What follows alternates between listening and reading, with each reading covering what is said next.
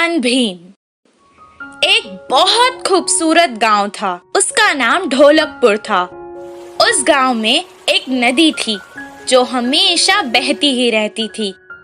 उस नदी के कारण गांव में हमेशा हरियाली ही रहती थी।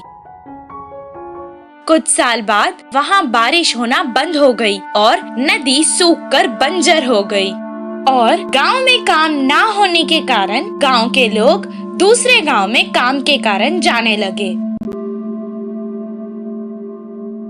राजू और भीम दो आदमी एक ही गांव में काम के लिए गए। राजू बहुत अक्लमंद था और भीम जैसा उसका नाम वैसे ही वो बहुत शक्तिशाली था। वो आराम से कितना भी भार हो उठा सकता था। उस गांव में एक बहुत बड़ा लकड़ियों का व्यापारी रहा करता था। वो दोनों उसके पास काम मांगने गए। तब वो व्यापारी उनसे कहने लगा, जंगल जाकर लकड़ी काटनी पड़ेगी। क्या तुम दोनों से ये हो पाएगा? हाँ हो जाएगा। ये तो कोई मुश्किल का काम नहीं।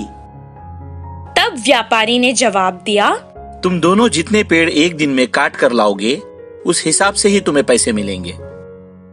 वो दोनों कुल्हाड़ी लेकर जंगल गए। पहले दिन होने के कारण वो दोनों बहुत उत्साहित थे और जोर जोर से पेड़ काटने लगे।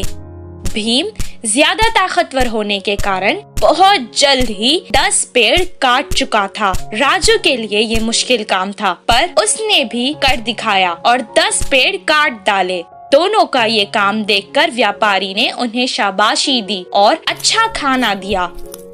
खाना खाने के बाद वो दोनों एक पेड़ के नीचे आराम से सो गए। दूसरे दिन उसी उत्साह से वो दोनों फिर से जंगल गए। राजू कल की तरह आज भी 10 पेड़ काट चुका था। भीम ने सिर्फ 8 पेड़ ही काटे थे।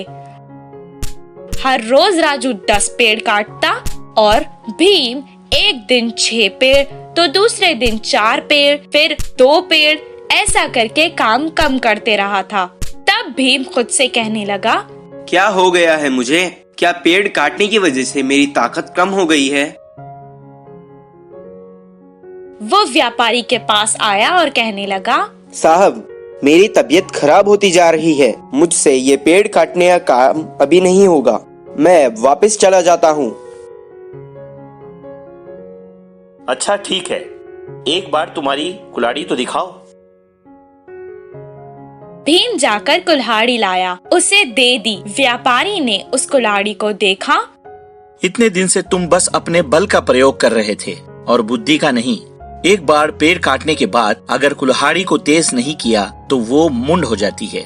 इसलिए हर बार कुल्हाड़ी को तेज करते रहना चाहिए।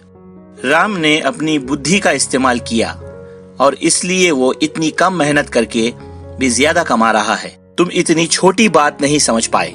देखो भीम, हमें बल के साथ साथ अपनी बुद्धि का भी इस्तेमाल करना चाहिए। भीम को अपनी गलती समझ आ गई और वो अगले दिन अपनी कुल्हाड़ी को तेज करके अपने साथ जंगल ले गया।